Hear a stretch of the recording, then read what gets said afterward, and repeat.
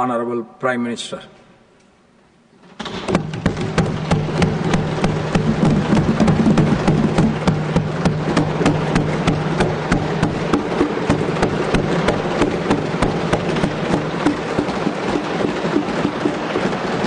आदरणीय सभापति जी,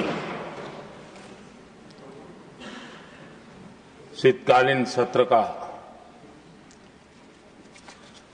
आरंभ हो रहा है और आज सदन के हम सभी माननीय सदस्यों के लिए ये गर्व की पल है। आपका स्वागत करना और आपके मार्गदर्शन में सदन के माध्यम से देश को प्रगति की राह पर ले जाने के लिए महत्वपूर्ण विषयों पर चर्चा, महत्वपूर्ण निर्णय और उसमें आपका अमूल्य मार्गदर्शन एक बहुत बड़ा अवसर हम सबके लिए है। मैं सदन की तरफ से, मेरी तरफ से आपको बहुत बहुत बधाई देता हूं, आपका अभिनंदन करता हूं और आपको शुभकामनाएं देता हूं। और मैं विश्वास भी कर देता हूं कि सभी इस सदन में बैठे हुए माननीय सदस्य ये उच्च सदन की गरिमा को संभालते हुए आपकी गरिमा की भी सदा सर्वदा चिंता करेंगे, मर्यादा रखेंगे, ये मैं आपको विश्वास दिलाता हूं।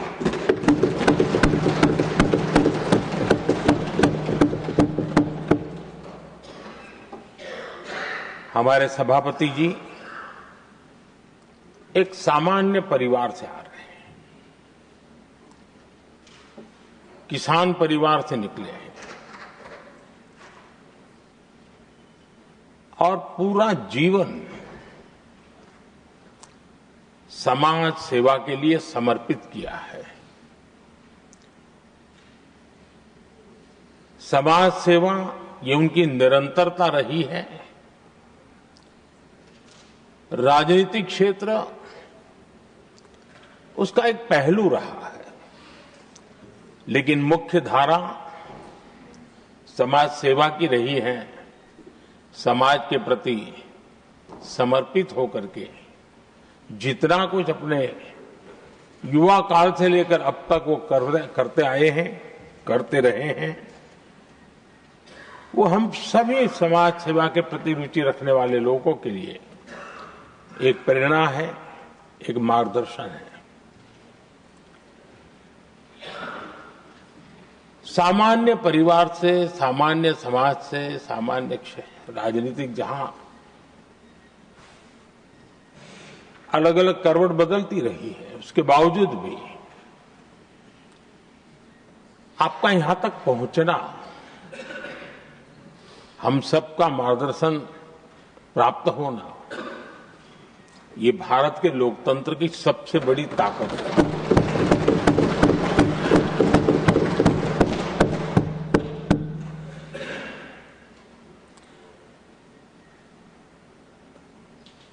ये मेरा सद्भाग्य रहा है कि मैं आपको लंबे अरसे से परिचित रहा हूं। सार्वजनिक जीवन में साथ साथ काम करने का अवसर भी मिला है।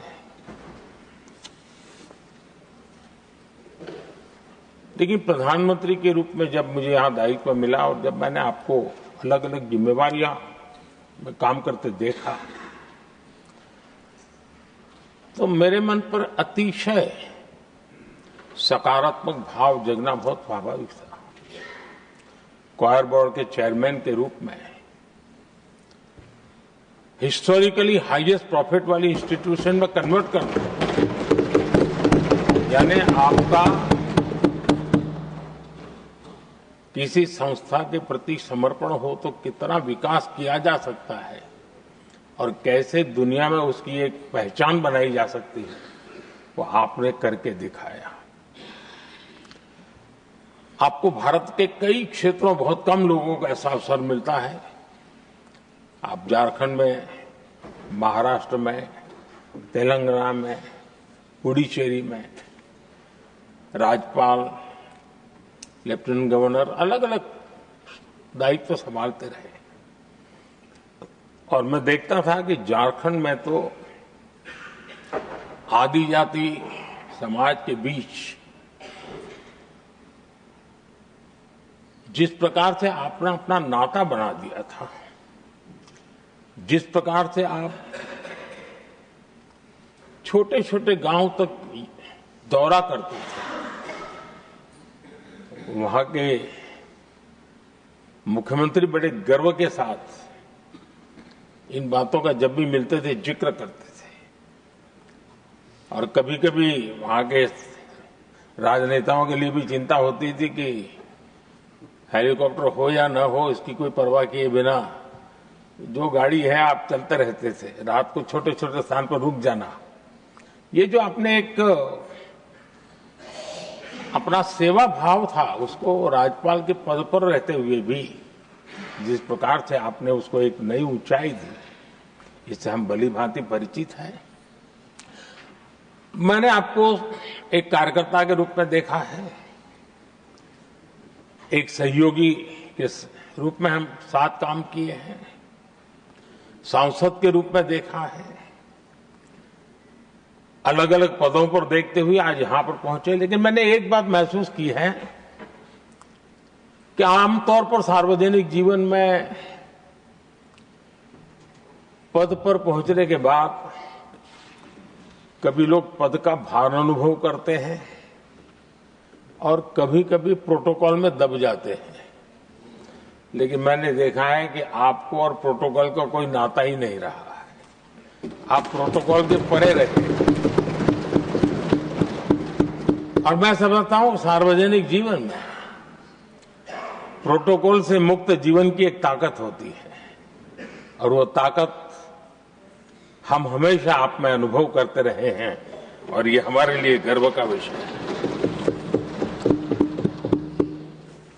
आदरणीय सभापति जी, आपके व्यक्तित्व में सेवा, समर्पण, संयम, इन सभी बातों से हम भली भांति परिचित हैं। वैसे आपका जन्म तो डॉलर सिटी में हुआ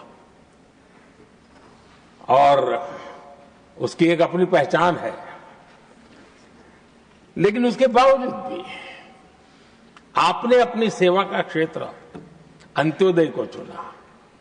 आपने हमेशा एक डॉलर सिटी के भी उस तबके की चिंता की जो दबे कुचले और कुछ वंचित परिवार थे, उनकी चिंता की।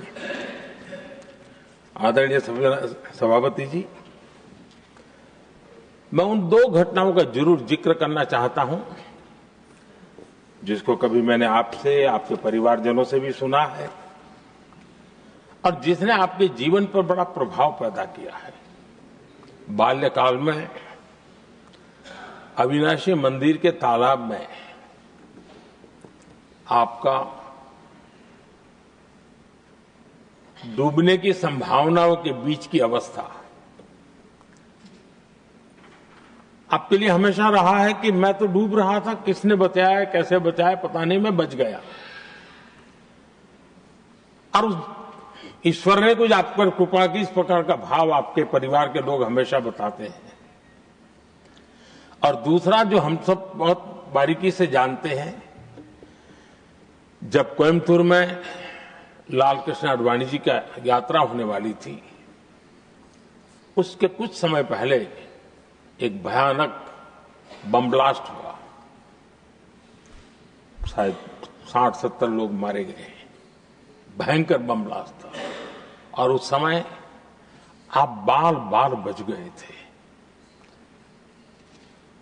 इन दोनों में जब आप ईश्वरीय शक्ति का संकेत देखते हुए अपने आप को समाज के प्रति अधिक समर्पित भाव से काम करने की जो आपने वजह के रूप में उसको कन्वर्ट किया, ये अपने आप में एक सकारात्मक सोच से बना हुआ जीवन का प्रतिबिंब है। आदरणीय सभापति जी, जो एक बात मैं जानता नहीं था लेकिन अभी मुझे पता चला, आप शायद अभी उपराष्ट्रपति बनने के बाद काशी गए थे और आपका काशी का दौरा था, तो एक सांसद के नाते स्वाभाविक रूप से मेरा मन वहां सब कुछ ठीक ठाक हो ही रहता है। लेकिन आपने वहां एक बात बताई जो मैंने सुनी, मुझे मेरे लिए नई बात थी। आपने वहां कहा कि आप वैसे तो नॉनवेज के आदी थे, लेकिन जब पहली बार आप काशी गए थे जीवन में और काशी में पूजा वगैरह की, मां गंगा को आपने आशीर्वाद प्राप्त किया मां गंगा से, और पता नहीं आपके भीतर एक संकल्प जगा और उस दिन से आपने तय किया कि आप अब नॉनवेज नहीं खाएंगे। अब ये कोई न कोई सात्विक भाव, कोई नॉनवेज खाने वाले बुरे हैं ऐसा मैं नहीं कह रहा हूं, लेकिन आपके मन में काशी की धरती पर विचार आया, तो एक सांसद के नाते मेरे लिए भी एक स्मरण रखने वाली एक घटना के रूप में मैं उसको हमेशा याद रखूंगा। भीतर कोई न कोई आध्यात्मिक भाव जो इस प्रकार की दिशा में ले जाने की प्रेरणा देता है। आदरणीय सभापति जी, छात्र जीवन से आपकी नेतृत्व सामर्थ्य रहा है। आज राष्ट्रीय नेतृत्व की दिशा में आप हम सब का मार्गदर्शन करने के लिए यहां विराजमान है, यह हम सब के लिए गर्व का विषय है। आदरणीय सभापति जी, आप लोकतंत्र के रक्षक के रूप में अपनी जवानी में, युवा अवस्था में, जब किसी को भी सरल मार्ग से जाने का मन कर जाता है, आपने वो रास्ता नहीं चुना, आपने संघर्ष का रास्ता चुना। लोकतंत्र पर आए हुए संकट के सामने मुकाबला करने का रास्ता चुना और आपने आपातकाल में एक लोकतंत्र के सिपाही की तरह जिस प्रकार से लड़ाई लड़ी, साधनों की सीमाएं थी, मर्यादाएं थी, लेकिन जज्बा कुछ और ही था।